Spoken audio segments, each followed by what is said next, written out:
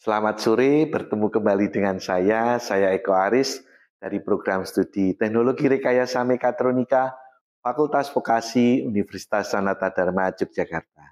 Nah, lama tidak bersua, kita bertemu kembali dalam video saya. Hari ini saya akan sharing video tentang dasar dari PLC. Ya.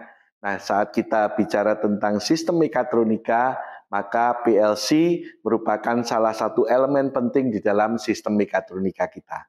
Nah, di belakang di sini sudah saya berikan beberapa catatan yang nantinya akan membantu kita untuk lebih mudah memahami tentang apa itu PLC dan bagaimana peran PLC di dalam sistem pengendalian sistem mekatronik kita. Nah, kalau kita bicara tentang sistem pengendalian ya di dalam sebuah sistem mekatronik, kita akan lebih mudah kalau membagi itu di dalam beberapa blok gitu ya. Satu adalah blok input, di mana input di sini terdiri dari tombol dan sensor. Kemudian blok proses atau kendali di sini. Nah, di sini saat kita bicara PLC maka akan lebih mudah saat kita bicara dalam sisi proses di sini jika hardware-nya relay dan jika hardware-nya PLC.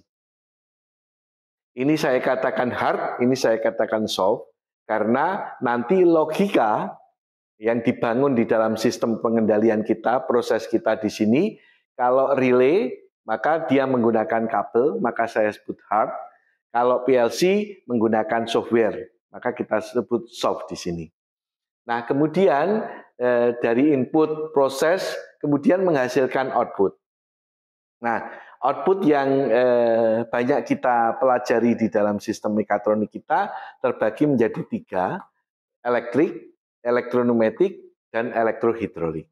Tentunya masing-masing di sini punya kelebihan dan kelemahannya. Ya, saat kapan saya menggunakan elektrik, saat kapan menggunakan elektroneumatik, elektrohidrolik di sini penting juga untuk dikuasai oleh seorang mekatronik. Kemudian dari sisi output di sini akan diteruskan ke dalam sistem mekanik kita. Ya, banyak hal di dalam sistem mekanik kita yang kita banyak pelajari untuk sistem handling itu adalah konveyor, feeder, meja putar, manipulator, end effector dan masih banyak lagi. Ya, nanti kita akan sedikit membahas tentang aplikasi studi kasus untuk menghidupkan konveyor dan juga sistem feeder.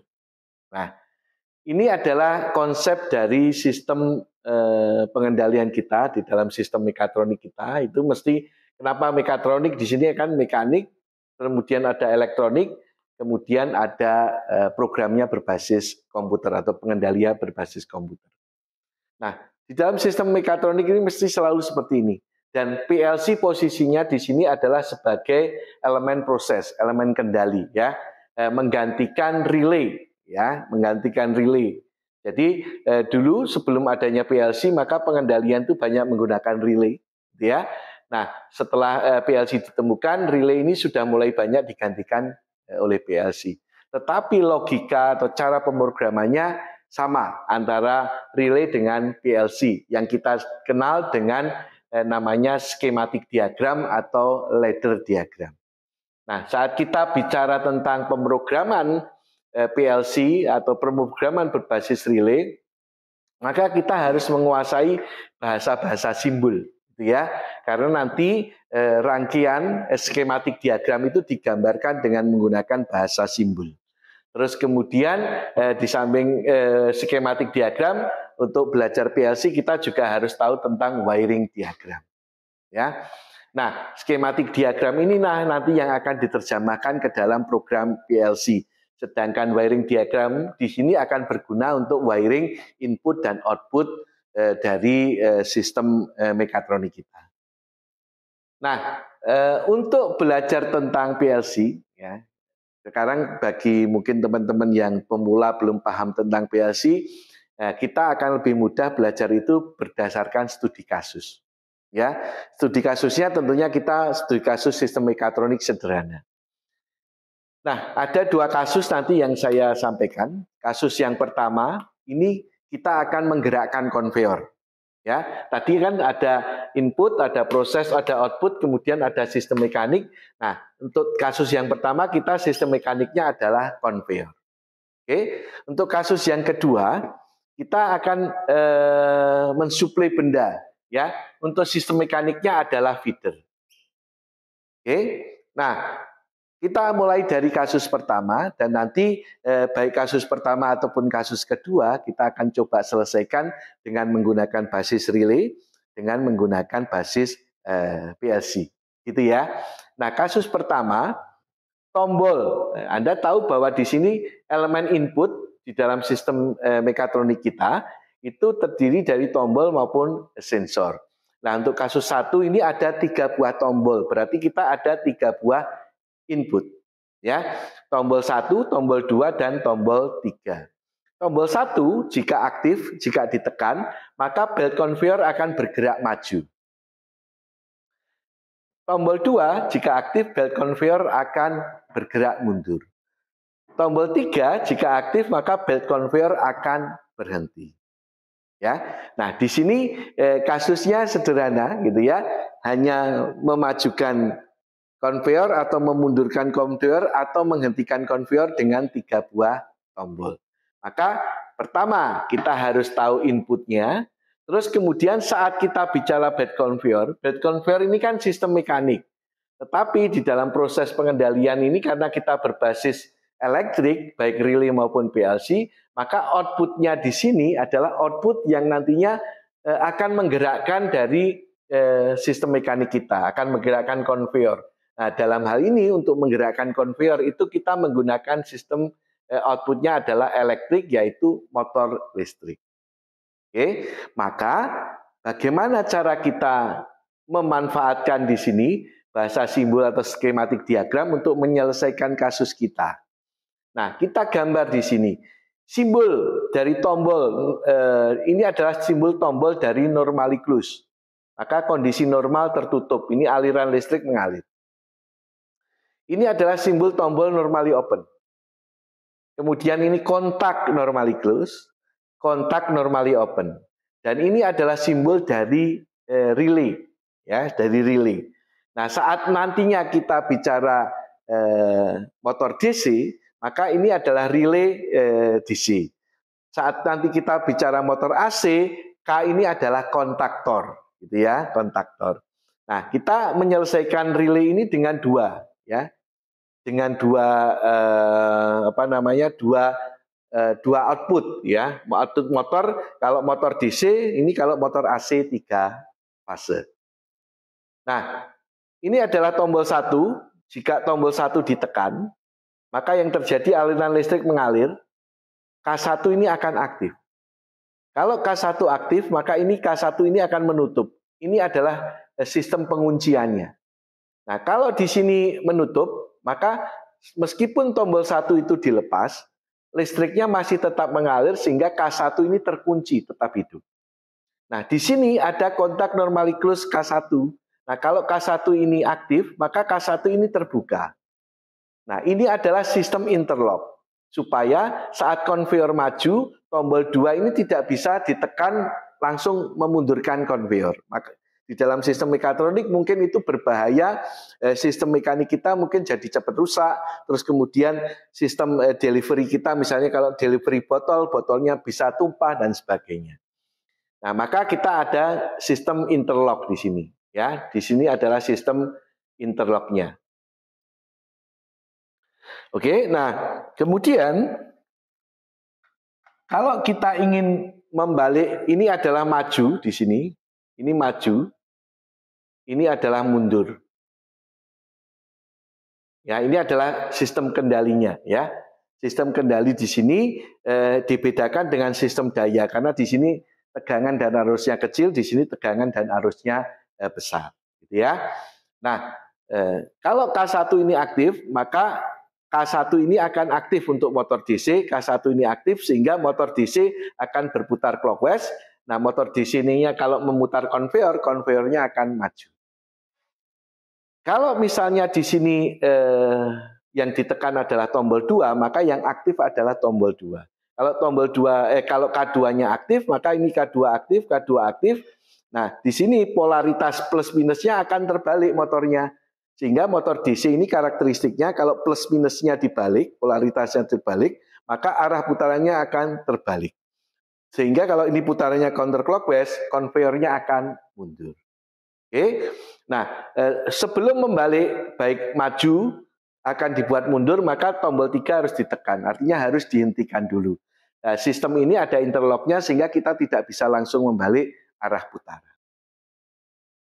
Ini kalau motor DC. Kalau ini motor AC, maka ini adalah kontaktor. Ini saya tidak menambahkan overload relay di sini. Ini cukup banyak kontaktor saja. Nah, maka kalau di sini kontaktor K1, nah K1 maka kontaknya daya K1 di sini akan tertutup. Sehingga motor AC 3 pas akan berputar clockwise. Tetapi kalau yang K2 aktif, maka yang tertutup adalah kontak dayanya yang K2. Nah, di sini 2 dari 3 fasenya akan dibalik. Jadi kalau K1 yang aktif, maka R terhubung ke U. Nah, di sini R terhubung ke U, S terhubung ke V, T terhubung ke W. Tetapi kalau K2 yang aktif, R itu terhubung justru ke W. Sedangkan T terhubung ke U. Maka 2 dari 3 fasenya dibalik, arah putarannya akan terbalik.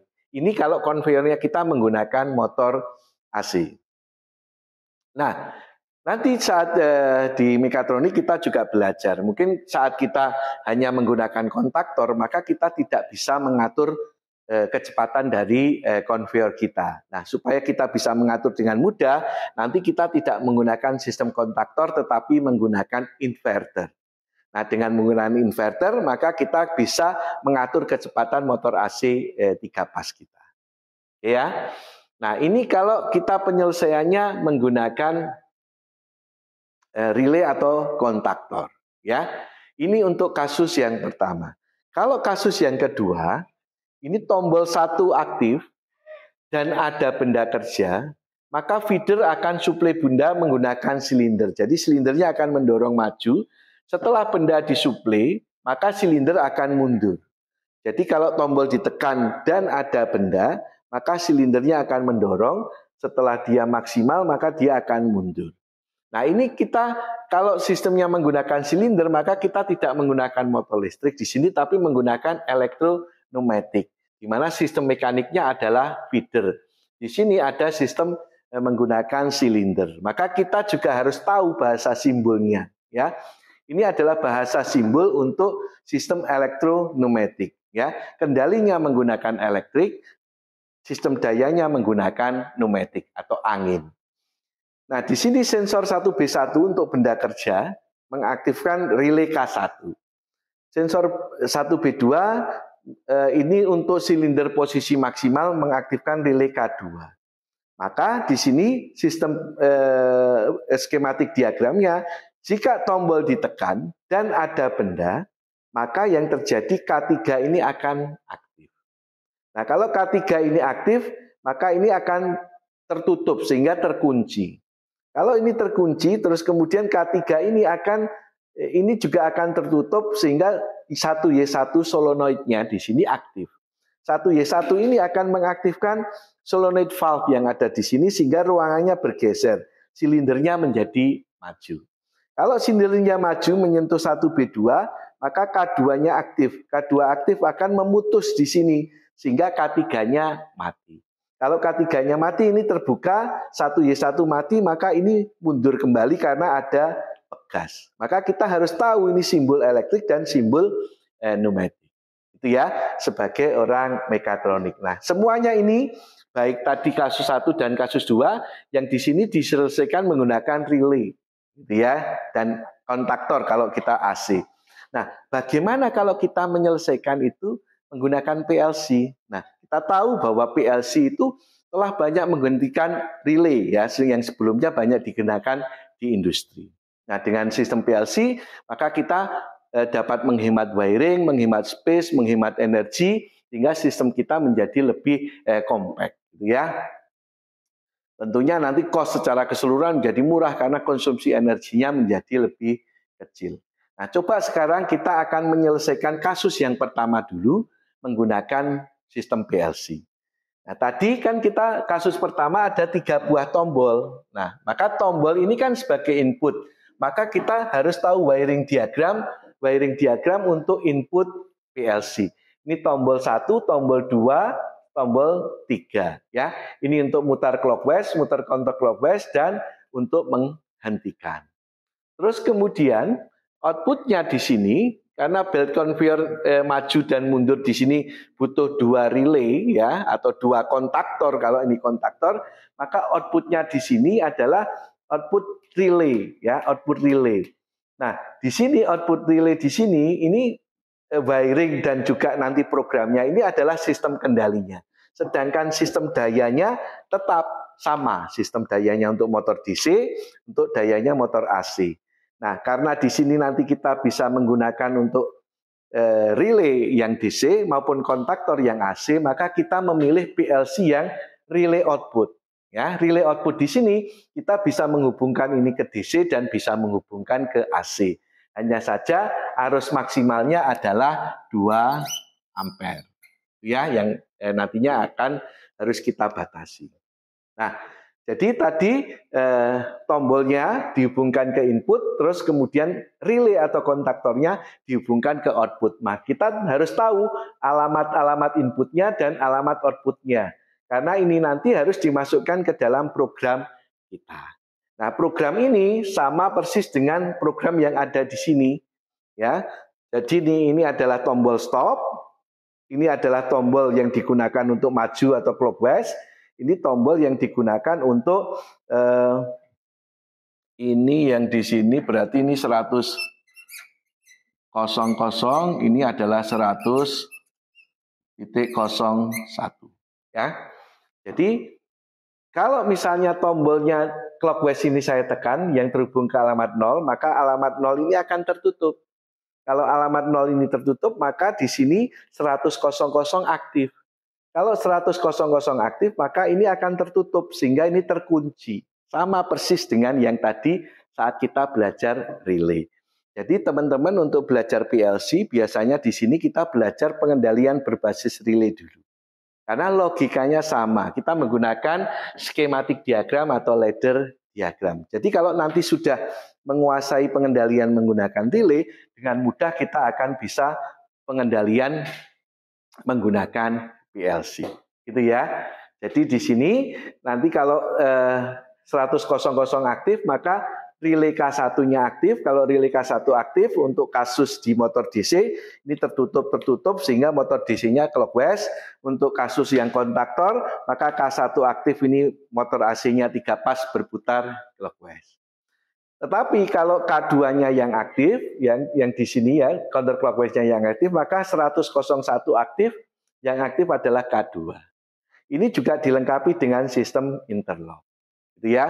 Jadi sama persis dengan apa yang ada di penyelesaian menggunakan relay.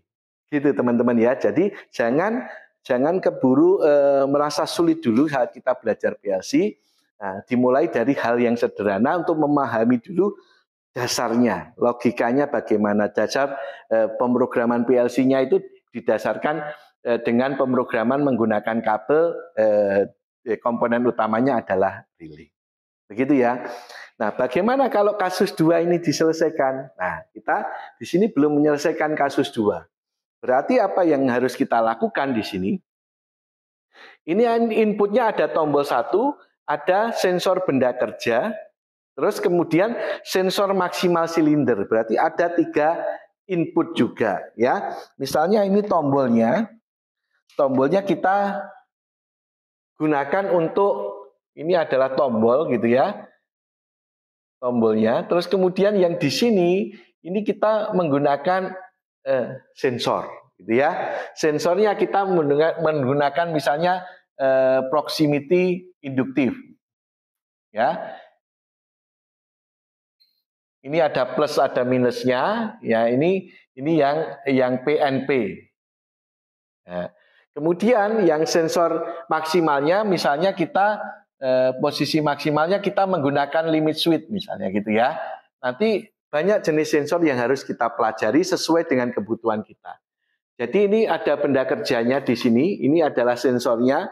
Kalau di sini saya namai berarti adalah 1B1, ya 1B1, ya. Yang sensor yang keduanya menggunakan, kalau di sini pakai proximity, misalnya sama-sama proximity juga, maka di sini kita harus menggambarkan yang proximity-nya di sini. Ini adalah yang PNP, ini adalah 1B2. Ya, ini tombol sensor keberadaan benda dan sensor posisi silinder maksimal. Kemudian di sini kita tidak memerlukan K2 di sini, tetapi yang kita perlukan adalah di sini solenoid valve, solenoid gitu ya. Ini adalah solenoidnya. Ya, di mana solenoidnya di sini kita namai 1Y1. Jadi nanti kalau di sini aktif, maka di sini aktif ini menggeser silindernya maju. Sama persis. Jadi rangkaian dayanya tidak berubah, yang berubah hanya di sini rangkaian kendalinya dibagi menjadi rangkaian wiring input output dan juga program PLC-nya. Nah, ini untuk wiringnya sudah selesai, kemudian programnya. Nah, kita membuat programnya yang kedua. Yang kedua di sini berarti programnya ini. Ini adalah tombolnya. Syaratnya adalah 1B2, tombolnya di sini adalah 00 alamatnya. Sensornya 1B1 itu adalah 001. Kemudian dimatikan, atau kalau dia sudah posisi maksimal di sini 1B2 ini adalah 002. Gitu ya. Ini mengaktifkan 100.00 ya, ini 100.00. Kemudian di sini di latching. Ini 100.00. Gitu ya. Maka Anda lihat di sini skematik diagramnya sama ya, baik program yang kasus 1 dan program yang kasus kedua. Hanya sekarang di sini yang inputnya nanti di wiring di input, sedangkan outputnya di wiring di output. Nah, kalau di sini maka tombolnya ditekan aktif, ada benda aktif, maka 100.00 aktif. Kalau 100.00 aktif terkunci di sini, 100.00 menghidupkan 1Y1. 1Y1 aktif ini bergeser, silindernya maju. Oke, nah Anda lihat di situ, dengan studi kasus yang sederhana, kita coba menjelaskan betapa mudahnya belajar atau pemrograman dengan menggunakan PLC. Nah, ini sebagai dasar supaya Anda tidak keburu sulit dulu ya, merasa sulit dulu bahwa PLC itu sulit gitu ya. Kita mulai dari yang sederhana, maka Anda tahu basicnya seperti apa, sehingga nantinya untuk belajar yang lebih kompleks menjauh lebih mudah. Demikian yang bisa saya sampaikan, semoga bermanfaat. Sukses selalu.